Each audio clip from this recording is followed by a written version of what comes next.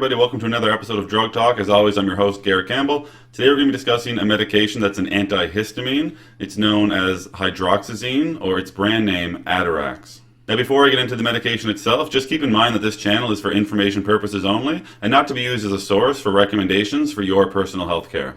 So as I mentioned, Hydroxyzine, or Atarax, is an antihistamine, and it's available in 3 different forms. It's available as an injectable liquid that comes in a strength of 50 milligrams per ml.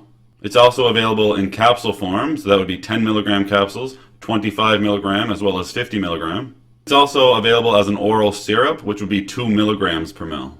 So there are several different uses for hydroxyzine. The most common use would be when someone has an allergic reaction, especially when they have a lot of itching from the rash that develops. This is seen in conditions such as atopic dermatitis, as well as contact dermatitis, as well as severe urticaria. Although it is often used in this situation, so again to treat the itchiness associated with an allergic reaction, there actually aren't that many clinical studies to show its effectiveness. If somebody is experiencing itchiness from a source that isn't just histamine related, they may not experience the same amount of benefit as somebody that is having that classic allergic reaction. It can be used to treat the anxiety that people experience when they're preparing to go in for a dental procedure, although benzodiazepines seem to be more effective in this situation. Some physicians have even gone so far as to try this medication for generalized anxiety. They wouldn't try this in elderly patients, however. There is some data to show that this medication may be effective for some individuals as an adjunct therapy when they're experiencing alcohol withdrawal.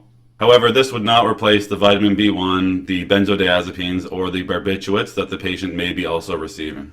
Atarax may be beneficial when used to treat rhinoconjunctivitis, as well as eczema. And finally, Atarax may also be used to help treat nausea and vomiting, except in pregnancy.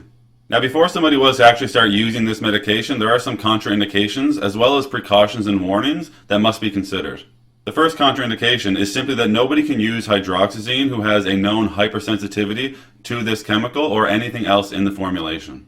And second, hydroxyzine cannot be used in newborns or premature infants.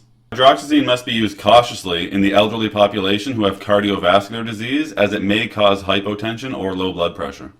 It must also be used with caution in individuals who have benign prostatic hyperplasia, as well as bladder neck obstruction. This is because hydroxyzine may exacerbate urinary retention by reducing urine flow. Atarax does have the ability to increase intraocular pressure, so it shouldn't be used in individuals who have closed-angle glaucoma. Individuals should try their best to avoid operating an automobile as well as operating heavy machinery while using hydroxyzine. This is because hydroxyzine may cause drowsiness, which will affect your mental or physical ability to perform hazardous tasks. And lastly, it should be noted that this medication can cause anticholinergic side effects, which may be very troublesome to some individuals, especially the elderly population. However, we'll dive more into these side effects when we get to that section. Now, once somebody is cleared of the contraindications and they're made aware of the precautions and warnings, and they start using the medication, they would typically start off on a dose of 10 milligrams. The dose would then be increased over time to about 25 milligrams or 50 milligrams, taken 3 times daily. The maximum daily dose for hydroxyzine is 400 milligrams. Take this dosing with a grain of salt, however, because the dosing does change depending on which condition you're treating. For example, for itchiness associated with an allergic reaction, 25 milligrams 3 to 4 times daily will suffice. For opioid-induced itchiness, 25 milligrams or 100 milligrams in one dose at bedtime may be enough. And alternatively, for pre-operative sedation, a dose of 25 to 100 milligrams given intramuscularly is appropriate. As with all medications, there are some side effects or adverse reactions people may experience while using hydroxyzine. So some common side effects would be somnolence, dizziness, fatigue, a lack of coordination.